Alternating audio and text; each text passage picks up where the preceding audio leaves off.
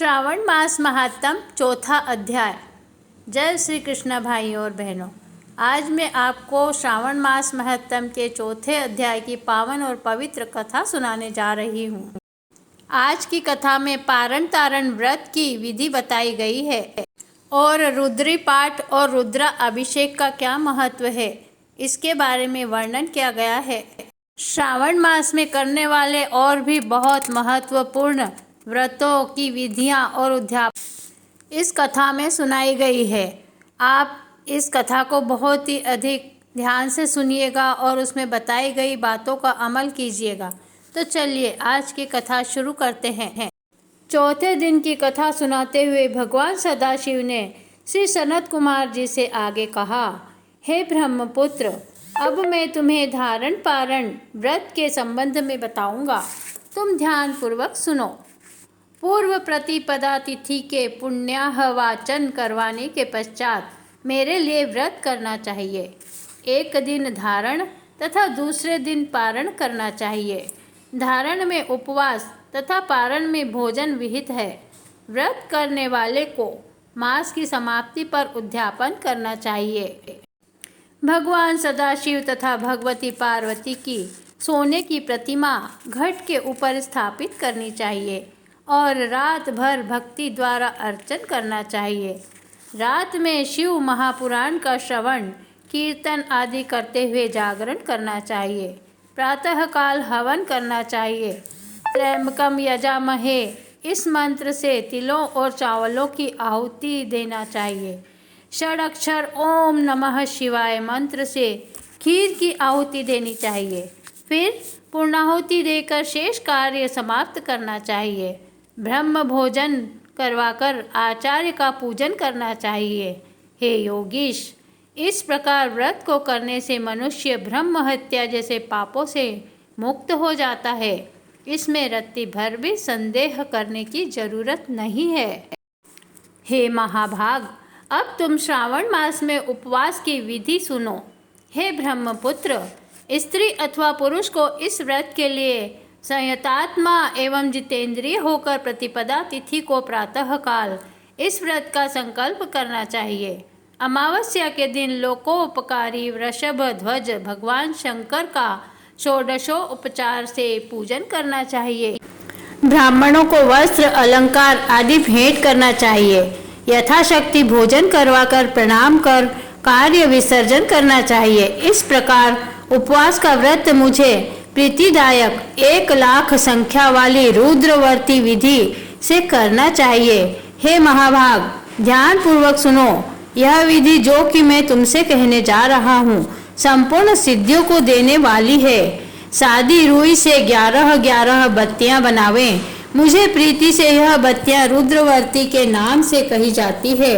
श्रावण मास के प्रथम दिन इस विधि से संकल्प करें।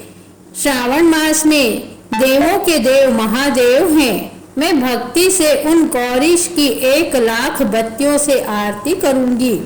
यह संकल्प करने के पश्चात 1,000 बत्ती से आरती करनी चाहिए या प्रतिदिन 3,000 बत्तियों द्वारा आरती करनी चाहिए या एक ही दिन में 1,00,000 रुद्रवर्ती को प्रज्वलित करना चाहिए।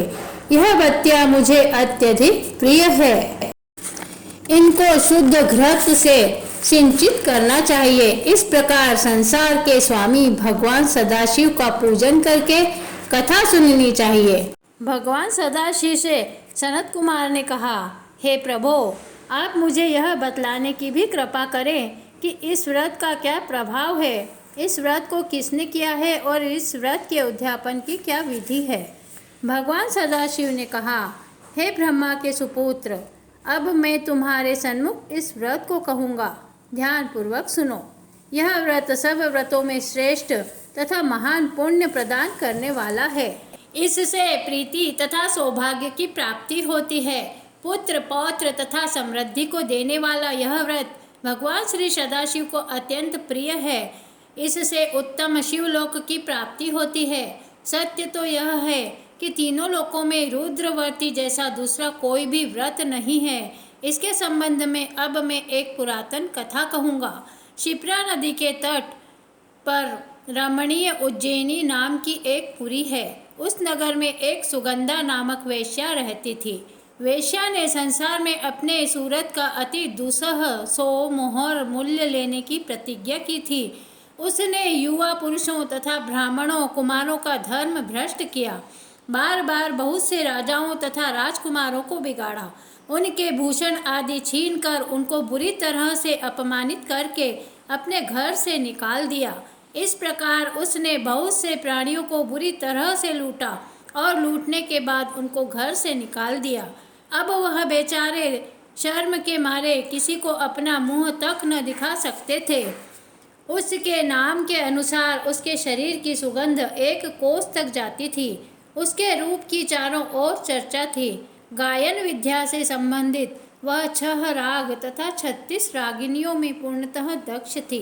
वह रंभा आदि देवांगनाओं से भी नृत्य अच्छा जानती थी। चाल का यह हाल था कि हस्ती और हंस की चाल को भी मात करती थी। हे ब्रह्मपुत्र, एक दिन वह वेश्या क्षिप्रा नदी के तट पर गई और उसने कई ब्राह्मणों को भजन, जप, ध्यान, शिवार्चन और विष्णु अर्चन में लीन देखा। हे योगीश, ब्राह्मण मंडल के मध्य में उसने महर्षि वशिष्ठ को ध्यान में संलग्न देखा। केवल उनके दर्शन से उसकी बुद्धि परिवर्तित हो गई। जीवन तथा विषयों से मन हट गया।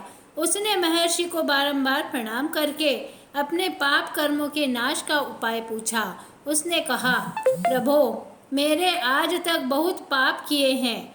हे विप्रेंद्र, आप मुझे उन पापों के नाश का उपाय बताइए।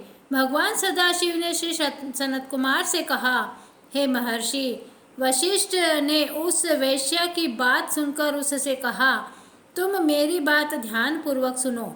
मैं अब तुम्हारे सन्मुख उस उपाय को कहूँगा जिससे कि तुम्हारे समस्त पापों का नाश हो सकता है।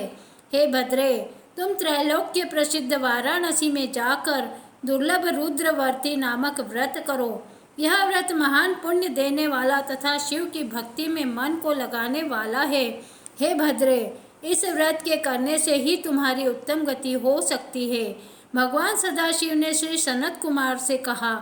महर्षि वशिष्ठ के वचन सुनकर सुगंधा अपना खजाना, नौकर चाकर तथा मित्रों को लेकर काशीपुरी में पहुंची और उसने महर्षि के आदेशानुसार व्रत को किया। बस फिर क्या था, वह वेश्या पंच भौतिक शरीर को त्याग कर भगवान शंकर के शरीर में लीन हो गई। जो स्त्री इस व्रत को करती है वह जिस वस्तु की भी इच्छा करती है वह उसे अवश्य में प्राप्त होती है। हे सनत कुमार, अब तुम माणिकवर्तियों का महात्म सुनो। माणिकवर्तियों का व्रत करने से स्त्री मेरे अर्धासन को की भागीदार होती है। वह स्त्री महाप्रलय के अंत तक मेरी प्रिया होकर निवास करती है।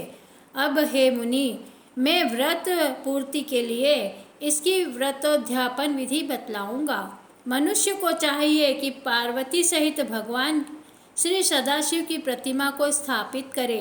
भगवान सदाशिव की प्रतिमा सोने की तथा नंदी की प्रतिमा चांदी की होनी चाहिए। यथाविधि पूजन करके रात्रि में जागना चाहिए। प्रातःकाल नदी में स्नान करना चाहिए। भक्ति द्वारा आचार्य का वरण करना चाहिए।